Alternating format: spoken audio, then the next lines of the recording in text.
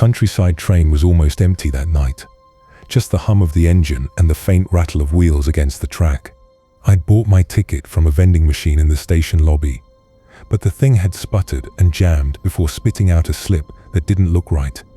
Instead of the usual seat number and destination, it was covered in looping symbols, strange runes inked in a faded red that looked almost smeared. I almost went back to complain, but the machine had already shut down with a low whine, and my train was pulling in. I shrugged it off. A ticket was a ticket, right? The train rocked gently as we sped into the night. A handful of other passengers sat scattered across the carriage, an old woman knitting, a businessman tapping his briefcase, a young couple leaning together in silence.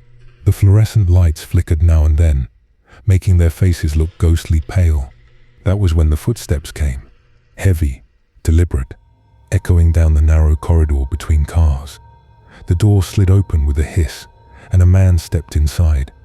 At first, nothing seemed odd. He wore the uniform of a ticket collector, but something about it was wrong. The style was old, the kind you see in sepia photographs, complete with a stiff cap and brass buttons that glinted in the light.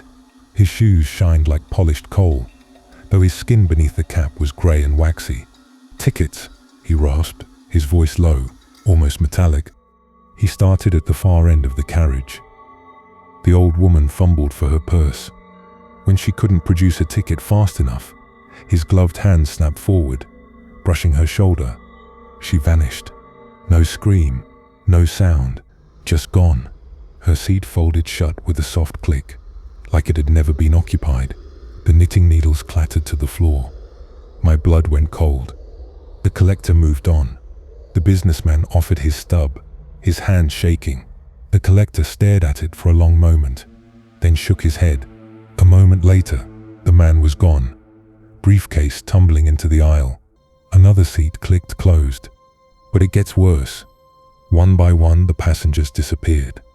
The young couple clutched each other, whispering frantic prayers, but when the collector reached them, his hand passed over their heads, and they too were swallowed into nothingness. Finally, he reached me. I couldn't breathe as I handed him my strange slip. He turned it over in his gloved fingers, the faint red symbols glowing faintly under the carriage light.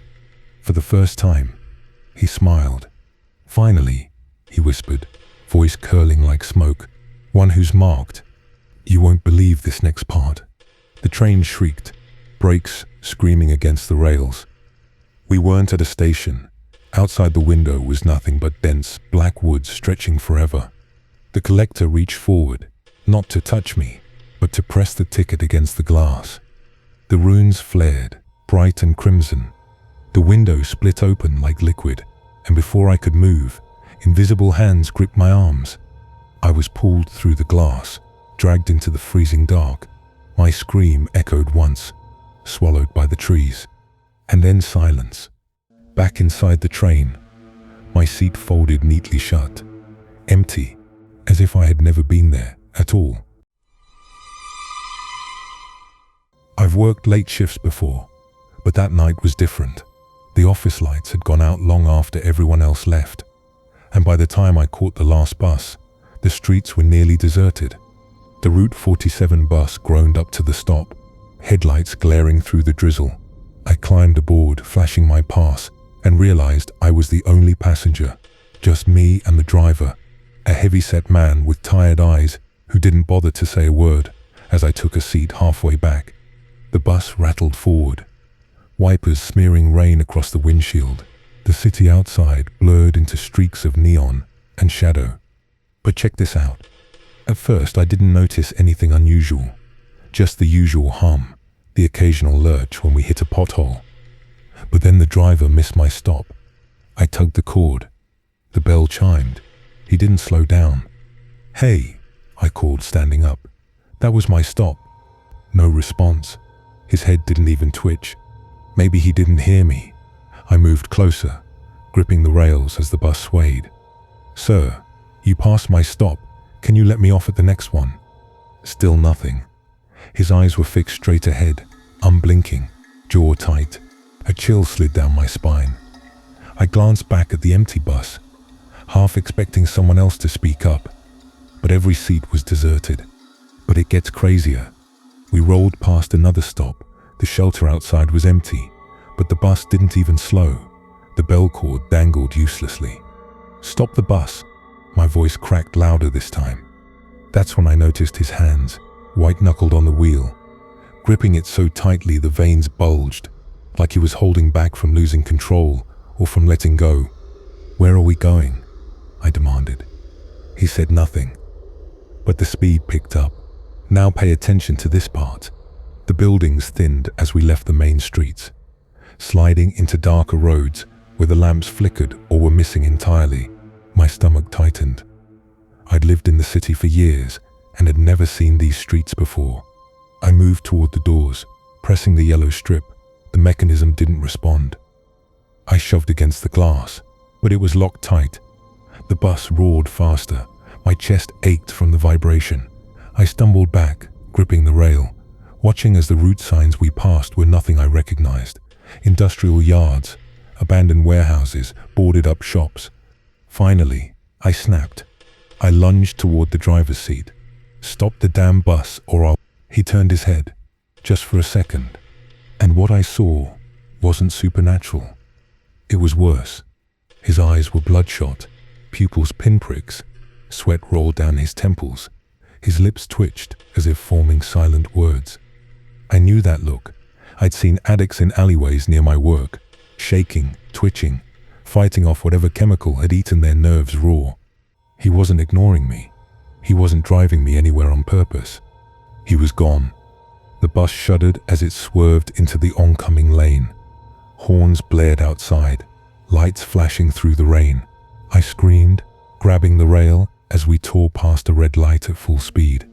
The last thing I remember is the sound of the brakes screaming, metal shrieking against metal, and the sudden lurch that threw me hard against the aisle floor. Then blackness. When I woke, I was in a hospital bed, head bandaged, ribs cracked. The police officer at my side told me the driver didn't make it. Neither did the people waiting at the next stop. It was close to midnight when I boarded Route 19. The bus was almost empty, just humming under the dim streetlights. I slid my fare into the slot and glanced down the aisle. Only one passenger sat near the back, a man with his head bowed, hands resting on his knees. He never looked up. Not suspicious at all, right? Right? I chose a seat halfway down, near the window. The fluorescent lights overhead buzzed faintly, casting everything in a sickly glow. The city passed outside in blurs of neon and shadow. At the first stop, the doors wheezed open. A woman stepped on.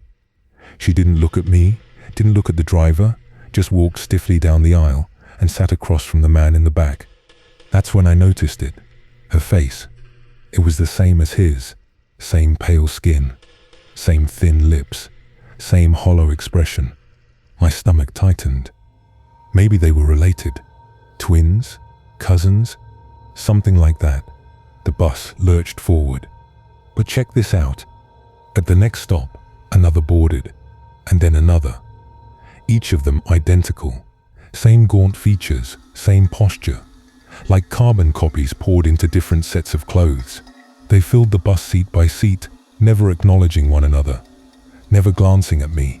I pulled the yellow cord above my head. The line didn't light up. No stop requested chime. Nothing. I yanked harder, but it was dead. My heart thudded in my ears. The bus passed my stop, past the next one. Street after street rolled by, but the driver didn't slow down. I stood and walked quickly to the front. "Excuse me," I said, trying to steady my voice. "You missed my stop." The driver didn't answer. His cap sat low, shoulders hunched. "Hey," I said louder, tapping the barrier. "Can you let me off? This next part is insane." Slowly, mechanically, he turned his head toward me. I staggered back. It was the same face, the exact same pale, hollow face as the passengers. I froze in the aisle. The low rumble of the engine filled the silence, broken only by the hiss of the doors as we pulled to another stop. No one waited outside, but still the doors opened. I turned, realizing the others had shifted. Every single passenger, those pale duplicates, had swiveled their heads toward me at the same exact moment, their eyes locked on mine, unblinking. I stumbled backward, pressing against the cold glass of the window. My breath fogged it in quick bursts. The bus doors hissed shut. The sound echoed like a seal being broken. Then, in eerie synchronization, they rose from their seats. One by one, step by step, they began moving toward me. I tried to scream, but my throat constricted. The aisle stretched impossibly long as their figures closed in, their identical faces tilting with unnatural precision. The last thing I heard before everything went black was the hiss of the doors opening again, and the sound of them breathing in unison.